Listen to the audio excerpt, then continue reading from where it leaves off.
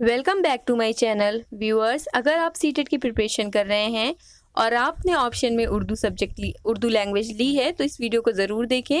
इससे आपको एग्ज़ाम देने में काफ़ी हेल्प मिलेगी।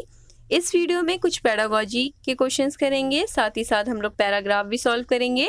तो चलिए स्टार्ट करते हैं क्वेश्चन नंबर 1 के साथ।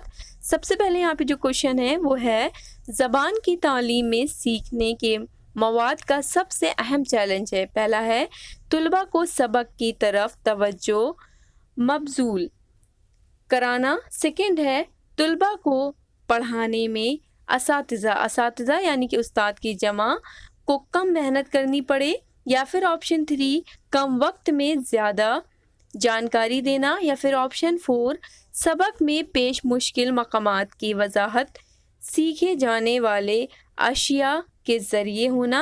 अशिया मतलब शय की जमा अशिया होती है, शय मतलब होता है चीज़ें, तो अशिया उसकी जमा होती है, जो कि ऑप्शन 4 इसमें बिल्कुल सही दिया है। सबक में पेश मुश्किल मकामात की वजाहत सीखे जाने वाले अशिया के ज़रिए होना।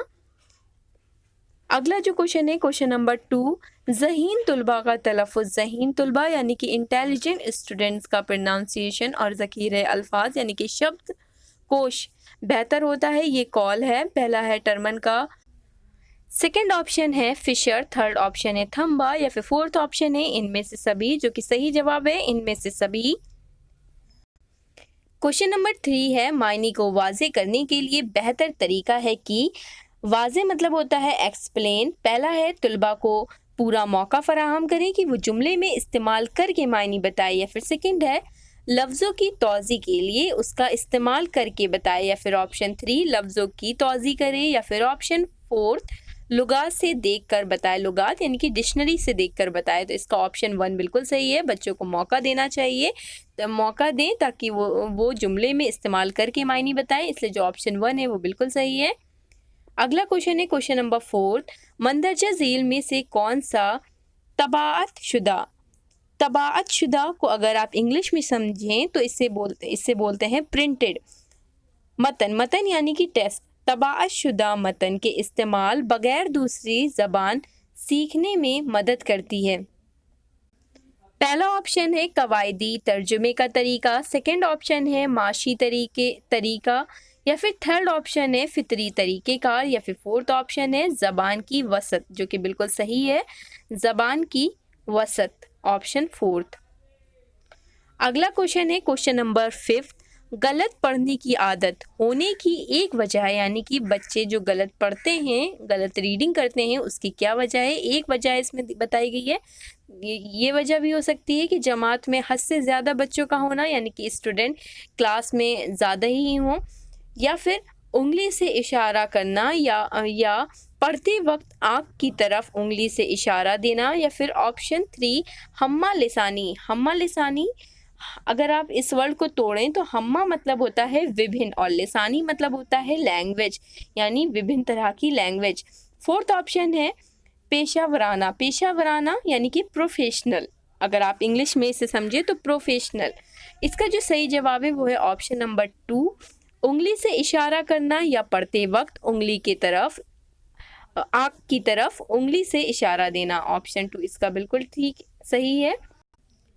अगला क्वेश्चन है क्वेश्चन नंबर 6, मंदरजा झील में से कौन सा तरीक़ेकार मुश्किल लफ्ज़ों को पढ़ाने में कदीम ज़माना यानी कि पुराने ज़माने का तरीका है। पहला है दुरुस्त जुमले बनाने में मदद करना, सेकंड है दुरुस्त तलफ़ुज़, थर्ड है तुलबा जुमले बनाने में मुश्किलात का सामना ना करें। या फिर ऑप्शन 4 इनमें से सभी। तो इसका ऑप्शन 2 बिल्कुल सही है, दुरुस्त तलफ़ुज़।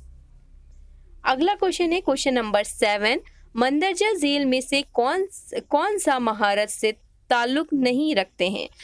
अगर आपने फ़नी महारत टॉपिक नहीं पढ़ा है तो उसको ज़रूर पढ़ लें। मैंने डीएलएड के कोर्स में उसको पढ़ाया है। डीएलएड के कोर्स में बहुत सी ऐसी चीज़ें हैं जिससे आप सीटेट के एग्ज़ाम से पहले उसे ज़रूर पढ़ के जाएं, जैसे कि फ़नी महारतें हैं, उर्दू पढ़ाने के तरीके हैं, तदरीस, ये सब मैंने टॉपिक्स पढ़ाए हैं डीएलएड के कोर्स में। आप आप मेरे चैनल पर जाएंगे, प्लेलिस्ट बनी है यूपी डीएलएड के नाम से, वहाँ पे टॉपिक्स आपको मिल जाएंगे, उसको ज़रूर पढ़ लें। जैसे कि फ़नी महारतें 4 होती हैं, सुनना, बोलना, लिखना, पढ़ना।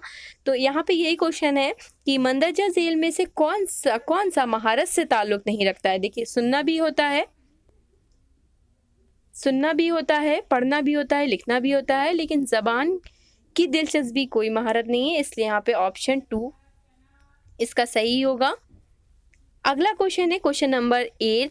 ये हकीकत है कि ज़बान की तरक्की पर असरअंदाज होता है। पहला है तंदुरुस्ती, दूसरा है दानेश्वरी, थर्ड है इनफरादी इख्तिलाफात, या फिर फोर्थ है इनमें से सभी। तो इसका ऑप्शन 4 बिल्कुल सही है, इनमें से सभी। अगला क्वेश्चन है क्वेश्चन नंबर 9। एक क्लास के बच्चे ज़्यादातर किस में गलतियां करते हैं, यानी कि स्टूडेंट ज़्यादातर किस में गलतियां करते हैं। पहला है पढ़ने में, दूसरा है लिखने में, या फिर तीसरा बोलने में, या फिर इनमें से सभी। तो इसका जो ऑप्शन 4 है वो सभी है, इनमें से सभी, पढ़ने में भी, लिखने में भी और बोलने में भी। क्वेश्चन नंबर 10 है कवायद नज़रियाती और रवैये दोनों हैं, आप कहाँ तक बयान से मुत्तफिक हैं। पहला है राज़ी नहीं है, दूसरा है किसी हद तक राज़ी भी हैं और नहीं भी, या फिर थर्ड है मुकम्मल तौर पर राज़ी, या फिर फोर्थ है कुछ हिस्से से राज़ी। तो इस पे जो ऑप्शन 3 है वो सही है, मुकम्मल तौर पर राज़ी। अगला क्वेश्चन है क्वेश्चन नंबर 11। तहतानिया और वस्तानिया की सतह के तलबा, यानी कि प्राइमरी और अपर प्राइमरी के लेवल के स्टूडेंट में ज़बान सीखने की तरफ रागिब करने के लिए लाजिम है। पहला है तलबा को ज़्यादा से ज़्यादा इमला लिखाया जाए, इमला यानी कि डिक्टेशन। सेकंड है तलबा को ज़्यादा से ज़्यादा कवायद पढ़ाई जाए, कवायद यानी कि ग्रामर। थर्ड है तलबा को किताब पढ़ने की हिदायत की जाए, यानी कि उन्हें राय दी जाए, उनसे कहा जाए। या फिर फोर्थ है तलबा को बार बार मुँह ज़बानी तफ़हीम कराई जाए। तफ़हीम यानी कि उनको एक्सप्लेन करा जाए, उन्हें समझाया जाए। तो यहाँ पे जो ऑप्शन 4 है वो बिल्कुल सही है, तलबा को बार बार मुँह ज़बानी तफ़हीम कराई जाए।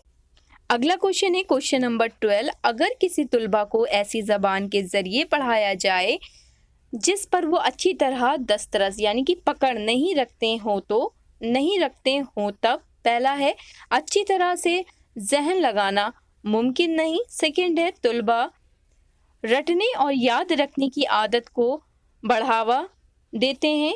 थर्ड है तलबा की दिलचस्पी पढ़ाई से ख़त्म होने लगती है। या फिर फोर्थ इनमें से सभी, जो कि बिल्कुल सही है, इनमें से सभी। और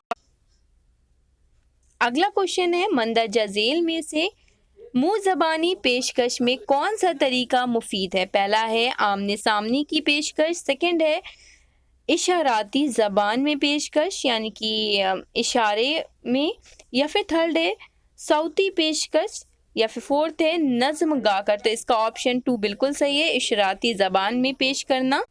क्वेश्चन नंबर 14 है, अगला क्वेश्चन है ज़बान पढ़ाते वक्त बहुत ज़रूरी है कि ज़बान की बैनुल अक़वामी को इंग्लिश में कहें तो इंटरनेशनल और हिंदी में कहें तो अंतर्राष्ट्रीय अहम पहलुओं तालीम के तहत। पहला है सिर्फ पढ़ना, सेकंड है सिर्फ लिखना, या फिर थर्ड है सुनना और पढ़ना, या फिर फोर्थ है सिर्फ सुनना। तो इसका ऑप्शन 3 बिल्कुल सही है, सुनना और पढ़ना। उसके बाद क्वेश्चन नंबर 15 है, एक पैरा दिया है, इससे रिलेटेड आपको क्वेश्चंस आएंगे। इस तरह से क्वेश्चंस आते हैं, पैरा दिया जाता है जिससे रिलेटेड आपको क्वेश्चंस पूछे जाते हैं, उसी पैरे में आंसर छुपे होते हैं। तो सबसे पहले हम लोग पैरा देखते हैं, क्या पैरा है। 15 क्वेश्चन इस तरह से कुछ दिया है, नीचे दी हुई इबारत को पढ़िए और दिए गए मुतबादिल में से मुनासिब तरीन मुतबादिल का इंतखाब कीजिए। पहले यहाँ पे पैरा दिया है, ये खत 1939 ईस्वी के मौसम खिज़ा यानी कि फरवरी से जो मार्च का मंथ होता है जिसमें पतझड़ होती है, में सर्द रोज़वेल्ट को लिखा गया था। 6 साल बाद 6 अगस्त 1945 ईस्वी को इस किस्म का सिर्फ एक बम जापान के हिरोशिमा पर गिराया गया था। 60,000 अफराद हलाक हो गए, 1 लाख जख्मी और 2 लाख अफराद बेघर होकर रह गए। इस जौहरी बम के नतीजे में शहर के तकरीबन 600 ब्लॉक तबाह हुए। कुछ ही दिन बाद ऐसा ही एक बम नागासाकी के शहर पर गिराया गया। इस जौहरी बम की बुनियाद आइंस्टाइन के इस नज़रिए पर थी जो उसने 1905 में पेश किया था, और वो ये कि मादे को तवानाई और तवानाई को मादे में तब्दील किया जा सकता है। साबिक साइंस नज़रिए ये था कि मादे की ना तो तख्लीक मुकम्मल है और ना उसको तबाह करना। अपने हिसाबात से उसने एक सीधी सादी अलजिब्राई मिसावात अक्स की। इस पैरे से रिलेटेड जो क्वेश्चन पूछे गए हैं वो इस तरह है, ये खत किस सन में लिखा गया? तो इसका ऑप्शन 1 बिल्कुल सही है, 1939 ईस्वी में। अगला जो क्वेश्चन है वो है, एक किस्म का बम किस शहर पर गिराया गया था? तो आप सभी ने पैरा पढ़ा है, हिरोशिमा आंसर होगा। अगला क्वेश्चन है, इस जौहरी बम के नतीजे में शहर के कितने ब्लॉक तबाह हुए? कितने ब्लॉक तबाह हुए थे? 600। तो इसका ऑप्शन 2 बिल्कुल सही है, 600 ब्लॉक। अगला क्वेश्चन है, जब हिरोशिमा पर बम गिराया गया था तो तकरीबन कितने लोग मतलब बेघर हुए थे? तो तकरीबन 2 लाख अफराद बेघर हुए थे। अगला क्वेश्चन है, 5th क्वेश्चन, इस जौहरी की बुनियाद आइंस्टाइन के इस नज़रिए पर थी, यानी कि कौन सा सन यहाँ पे दिया हुआ था? तो 1905 ईस्वी में पेश किया था ये। तो इसका ऑप्शन 3 सही है। अगला क्वेश्चन है क्वेश्चन नंबर 6, बम नागासाकी के शहर पर गिराया गया तो यहाँ पे क्या है? जापानी हुकूमत ने हथियार डाल दिए। तो इसका ऑप्शन 4 सही है। इस तरह से क्वेश्चंस आते हैं, एक पैरा दिया जाता है, उससे रिलेटेड क्वेश्चन पूछे जाते हैं। आई थिंक आप सभी ये क्वेश्चन बआसानी कर लेंगे। क्वेश्चन नंबर 8 है, हिरोशिमा पर बम गिराने की वजह से कितने अफराद हलाक हुए थे? तो यहाँ पे दिया हुआ है 60 अफराद हलाक हुए थे। शऊर का मायनी होता है, सेकंड ऑप्शन यहाँ पे दिया है अक्लमंद, जो कि बिल्कुल सही है। शऊर का मायनी होता है अक्लमंद। अगर ये वीडियो आपको अच्छी लगी हो, आपके लिए हेल्पफुल रही हो, तो प्लीज़ इसको लाइक करें, मेरे चैनल को सब्सक्राइब करें और शेयर करना ना भूलें।